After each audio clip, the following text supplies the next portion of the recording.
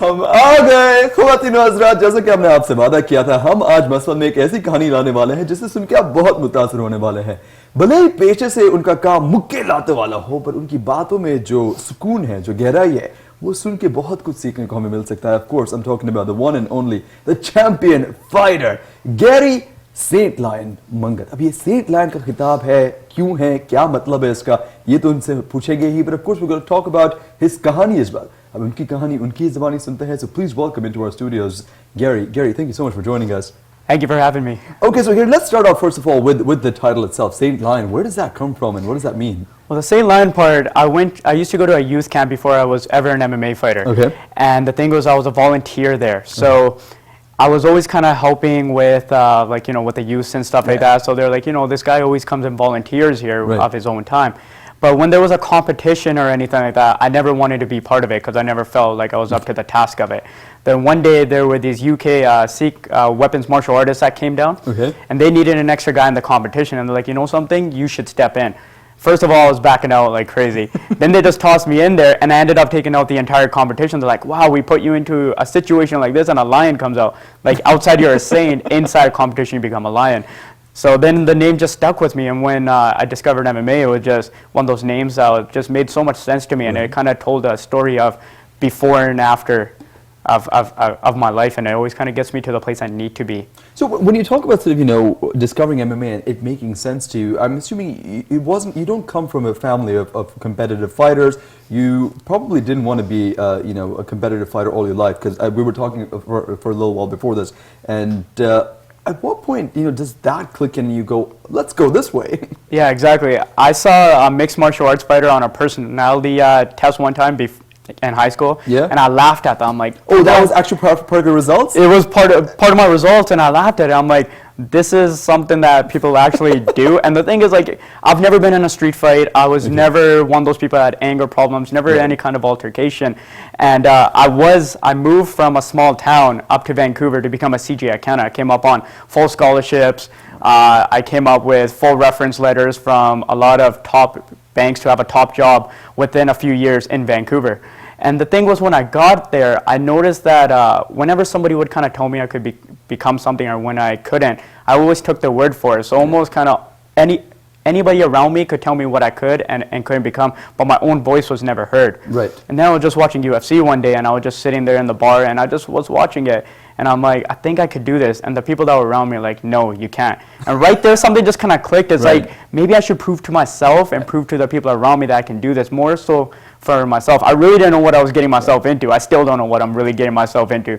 But it's been 4 years now, and here we are 4 years later, just one day at a time. And it's crazy what the path can lead once you let your mind think about something and dream about something. Absolutely. I'm going to re-emphasize this for the auntie. So मैं बता दूं आपको कि ये accountant बनने वाले थे, scholarship मिल चुकी थी, CGA पढ़ने वाले थे, letters of recommendation मिल चुके थे, and वो accountancy से fighter की जो journey थी, उसके बारे में हम अभी मालूम करते हैं. So I almost feel, and correct me if I'm wrong, this is just an assumption on my end, and I know nothing about competitive fighting, I almost feel as if that it requires someone who's got the dedication, to go on to become either a doctor or a CGA, to be able to be a competitive fighter, because it's not about getting in there and just beating people up, is it? Yeah, exactly. There's a very bad misperception that fighters are just people that have egotistical, angry minds and stuff like that. But if you meet a lot of the top fighters, they're some of the most intelligent people, because you got to be so well versed in your own educational mind.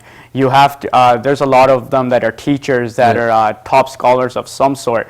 And yeah, mixed martial arts is so different from street fighting, because you have to think so much in a fight. You got to think so much. You got to keep your mind so strong. You got to be able to learn things so much on the fly. And you can see the situations we're put in. You got to be able to think in that situation where most people can't. So you got to be very intelligent with a clear mind, with a very strong mind. And that's something kind of we're trying to show the world, that mixed martial arts is a lot different than anything what street fighting is or anything like that. You have to be very intelligent. And a lot of my inspiration that I try to give back, and even the way I'm talking to you right now, came from me building self-esteem through MMA. I wasn't able to talk to anybody like this because I never thought anybody would listen to me, and I always thought I was just a small little kid, and everyone just told me just don't say anything. It's through mixed martial arts that I realized that I had a voice to give to the world. Let's talk about when you're in the ring. What is your state of mind when you're actually in the midst of the action? The best way to put it is, before I walk out, it's just this crazy adrenaline. You're kind of asking yourself, why am I doing this? I go through the same phase. I'm like, why am I doing this? This is the last time we're going to do this. What do you keep putting yourself through? What do you keep putting yourself through? Then you start hearing the people that are counting down, like, okay, you're going to be on deck. You're going to be on deck in 2 minutes. Then my mind starts switching. People almost think I kind of have a split personality when it comes to the fight time that I've been in my change room. They're like, we can't recognize you. We can't understand what you're saying. You kind of go tunnel vision. You start saying stuff like I started doing, like, prayers and stuff, because it's a very scary moment, and that's kind of where you discover yourself, and that's the beauty of mixed martial arts, or like anything in life. When you can put yourself in such an uncomfortable situation, that's where you discover something about yourself, and that's what mixed martial arts does. And then walking, you just try not to look around and see just how many people are there. Like my last fight in India, there was 12,500, and it was just unreal. It was just looking out, I couldn't even see the end. Then once you're in there, it's kind of, everything switches. Now your instinct comes in. Emotions have been set off. The thought process is pretty much gone. Now everything you've trained has to be instinctive. He punches me, I know what to come back with, how to defend it. And there you're just kind of tested with your mind. And that's why after the fight is over, I always hug my opponent. I always pick him up, because the thing is, I respect my opponent so much, because that person is responsible for getting me to a point in my mind that is so uncomfortable where I must find a newer version of myself. And if you can take me to that, I have so much respect for you. Because there's not a lot of people that can do that, right? There's people in the audience that won't understand that. Everybody outside the cage won't understand that process. That person is responsible for getting me somewhere, and I'm responsible for getting them somewhere. Absolutely. But like, I respect their journey, but they're an obstacle in my dream, and I have to take them out of the way. But after that, it's friends. Like after I beat my opponent, I took him out the next night to dinner. I sat with him in the medical room because I kind of fractured his orbital with my elbow. But like, all those kind of things, I still have respect, but the sport is what it is. See, I'm going to ask you this because I'm a small guy myself. Being the frame that you are, has that been more of a hurdle or more of an inspiration for you? For me, it would be more of an inspiration, and I also think that the audience that watches me, it's more of an inspiration. Like when I was in India, they realized that I look no different than them.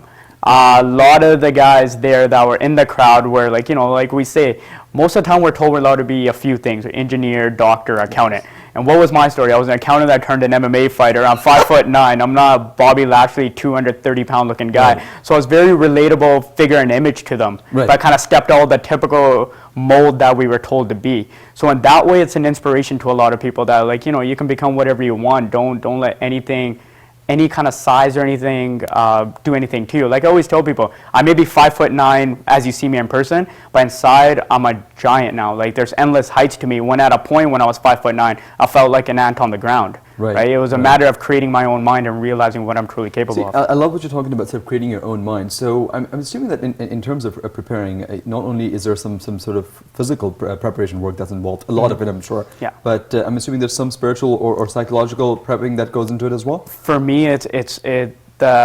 the thing that's taken me to such a professional level so early on is I tapped into the spiritual and the whole keeping the mind strong. The whole mindset part of it, I figured out very early on because of the people I was around.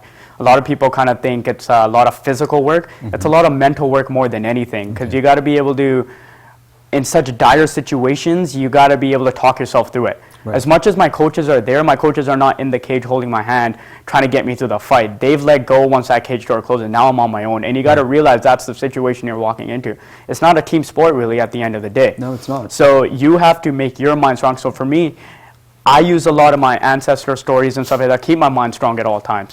And kind of get myself through the inspiring moments that pull me through these moments. So just stuff like that, right? That's amazing. So a lot of your heritage really does fuel your journey, right? Now let's talk about sort of being a South Asian who is in these big leagues, which are not race specific or culturally specific at all. MMA, of course, is an open league, and now you're sort of aspiring to go on to be a part of UFC, which I know we were talking about it. UFC apparently is the cream of the crop at this point in time.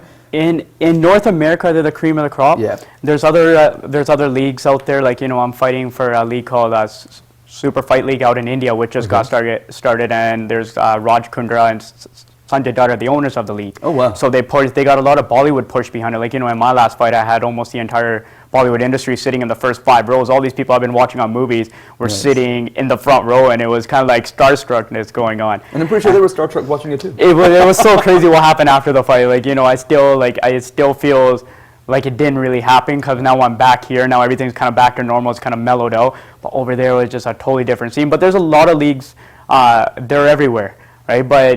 But what's most familiar with people is the UFC. When people are like, oh, what do you do? When I say MMA, they're not too sure. Right. I say I do UFC. They're like, oh, that thing. Oh, that, yeah. So it's the brand name that's caught on. Right. But like I was saying, is that if I was a hockey player, I wouldn't go around saying I do NHL. It doesn't make sense. It's just people are just familiar with that term, but it doesn't make sense. UFC is an organization. MMA is a sport that I do. Right. So you're just a professional fighter. I think that's exactly. And these are organizations that exist out there. Now you're coming from a very impressive 3-0 winning streak. You know, you've won 3 matches in a row. Are you afraid, or does the pressure increase now when you go into a 4th or a 5th match where it's like, you know, you really want to stay on that peak and keep going up? Yeah, the pressure fight by fight, like all my people that are on my team, any of my, like, you know, my PR people and stuff like that, they know the closer and closer I get to the fight, the more focus I get, and the more antsy I get. I don't like to talk to anybody about anything after the fight, anything. I just like to stay very focused, because the thing is, before my pro career,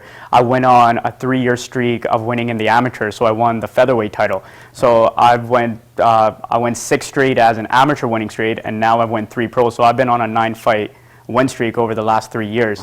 And so there's a lot of hype in BC, there's a lot of hype in India and stuff like that. And almost every guy that comes to faces me in an interview, or in a fight, they always say in interviews that I know what kind of hype is around me.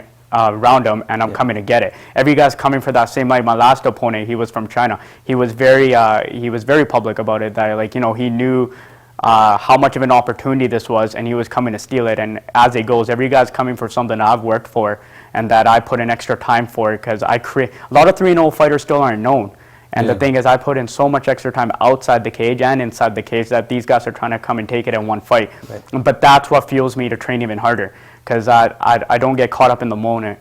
Like, in the moment, I don't say, okay, I'm 3-0. These guys are becoming easy. No, I train harder and harder, because one day I'm going to hit a wall. My opponent is going to take me to the dire minutes of a round, and I want to be prepared for that. I don't train for the fighter that's in front of me. I train for some monster that's going to be in the future, but just going through all these guys that are in front of me right now.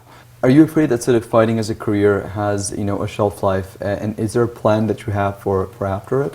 Yeah, I know there's definitely a shelf life to it, right? Right now I haven't even hit my peak yet, but the thing is, the reason I started this was really to inspire a generation that was told they couldn't become something. Right. So for me, like, I love doing motivational speaking. I do a lot of it. I'm very out there in the public. I do a lot of commentary, and I want to be involved with the sport, maybe open up my own MMA gym. Sure. But right now, this is plan A of many plans, and this is the most basic plan, and this is what will grow a lot of things around that will come in the future. But I can't get caught up in all these other side things right now, because if plan A doesn't work, then it's not going to make sense for everything around it. It's interesting because, you know, this plan A, which is I'm pretty sure going to give birth to so many other plans in the future, kind of came out of the blue as well for you, right? It came out of the blue, man. And I was saying that when we go about in life and we're thinking about chasing something, we sit there and think about it too much, where we come up with an excuse not to chase the dream. Instead, I just kind of went about it, and day by day, I still, like, you know, I wake up every morning going, is this what I'm doing? Is this what I'm in Toronto for? Is this what I'm in India for? Is this what I'm in Vancouver for? Like, it still doesn't feel real to me, because this has only been going on for 4 years. Right. Where I was told for most of my life, I already had a game plan set. Absolutely. I was probably, like I always tell people, I'm probably supposed to be married and supposed to have a kid on my way pretty soon, right? And right now I'm single, and I'm just fighting full time and just training full time and traveling around the world, and it's crazy what life throws at you. I'm pretty sure, you know what, as you continue fighting, at some point you'll also sort of, you know, go on to making, instead of making war, you'll go on to making love, and exactly. The American babies will come. That's it. In due time. But I think it's always inspirational talking to you, Gary. Thank you. And I think, you know, बहुत कुछ सीखने को मिलता है. I think इनकी कहानी अगर आप सुने, तो एक बात अगर आप ये इंटरव्यू से लेके जाएं, वो बात ये होगी कि it's never too late to change पटरी. Okay, जिंदगी रेलगाड़ी नहीं होती. You're not just on one track. It's never too late to sort of rethink where your direction is going, and if you feel that you could be headed towards a different goal, why not? I think यही एक मिसाल है जो दिखाते हैं कि जा रहे थे जापान, पहुंच गए चीन, समझ गए. No, he wanted to be a chartered accountant, ended up becoming an MMA fighter, and a really, really solid one at that. A 9-0 winning streak, is not a small feat. So, Gary, we are very Thank you. inspired. It's been a pleasure having you in studio. It's been a pleasure being here. Now, Thank you. before we go, I've got to ask you one question really quickly. If there was one music video you had to pick, we want to play something for you. Music video. Let's get. Should we play the one where you were in? Because Oh, you guys got that? We Oh, the got ASAM that. video? Let's The play back down ASAM video? Let's do that. Okay. Let's play the back down But video. देखो ये fighting नहीं करते, ये music video में भी modeling करते हैं. Let's go catch Islam's video where Gary was actually the star in it. Tries to pull me back down, down. I know I can change, so pull me back down, down. I go and say, don't put me back down. I know I can go, so pull me back down, down. I know I can go, so pull me back down, down. I know I can change, so pull me back down, down. Make a change, put me back down. Back down, back down. I won't back down, back down. Back down, back down. No, I won't back down, back down. I never said it would be easy, never said I'd be somebody, never said it'd be a possibility. But I didn't think I would be bleeding, didn't think I would be feeling like a beat, trying to get that special feeling. And you never know if you will fail, never know if you will bail, never know you will never set these, set the set sail. Can I keep crying? The West wasn't lying, giving up is way harder than trying. दुश्मन आता के सानू दूर दी नट्ठे नी चक देंगे फट्टे सोनिए चक देंगे फट्टे नी I know I can try, so pull me back down, down. I know I can try, so pull me back down, down. I know I can change, so pull me back down, down. Go and say that down. I know I can go, so pull me back down, down. I know I can go, so pull me back down, down. I know I can change, so pull me back down, down. I make a change, back down, back down. I know I can back down, back down, back down, back down. Oh no, back down, back down. I never back down from a challenge, no matter what the odds against me were. Cause I'd rather try and fail than not and wonder. But I would never fail, I would not go under. No wonder they won't go toe to toe with me. I'm no fun to compete against. Won't rest till I defeat the rest. And the people attest that when I step in the building, they say he's the best. Shit. दुश्मन आता के सानू दूर दी नट्ठे नी चक देंगे फट्टे सोनिए चक देंगे फट्टे नी I know I can try, so pull me back down, down. I know I can try, so pull me back down, down. I know I can change, so pull me back down, down. Go and say that down. I know I can go, so pull me back down, down. I know I can go, so pull me back down, down. I know I can change, so pull me back down, down. Make a change, back down, back down. I know I can back down, back down, back down, back down. No, I won't back down, back down. मजदे नू जान न देइए यारा नू शान न देइए जिन्ना नाल प्यारे साडा ਉਹਨਾਂ ਨੂੰ ਜਾਣ ਨਹੀਂ ਦੇਈਏ ਜਿੰਨਾ ਨਾਲ ਪਿਆਰੇ ਸਾਡਾ ਉਹਨਾਂ ਨੂੰ ਜਾਣ ਨਹੀਂ ਦੇਈਏ ਅਮਨ ਪਨਸਰ ਅੜੀਏ 12 ਬੋਟੀ ਰੱਖੇ ਨੀ ਚੱਕ ਦੇਂਗੇ ਪੱਟੇ ਸੋਹਣੀਏ ਚੱਕ ਦੇਂਗੇ ਪੱਟੇ ਨੀ ਚੱਕ ਦੇਂਗੇ ਪੱਟੇ ਸੋਹਣੀਏ ਚੱਕ ਦੇਂਗੇ ਪੱਟੇ ਨੀ I know I can try, so pull me back down, down. I know I can try, so pull me back down, down. I know I can change, so pull me back down, down. Go and say, don't pull me back down. I know I can go, so pull me back down, down. I know I can go, so pull me back down, down. I know I can change, so pull me back down, down. Make a change, back down. I know I can try, so pull me back down, down. I know I can try, so pull me back down, down. I know I can change, so pull me back down, down. Go and say, back down. I know I can go, so pull me back down, down. I know I can go, so pull me back down, down. I know I can change, so pull me back down, down. Make a change, back down.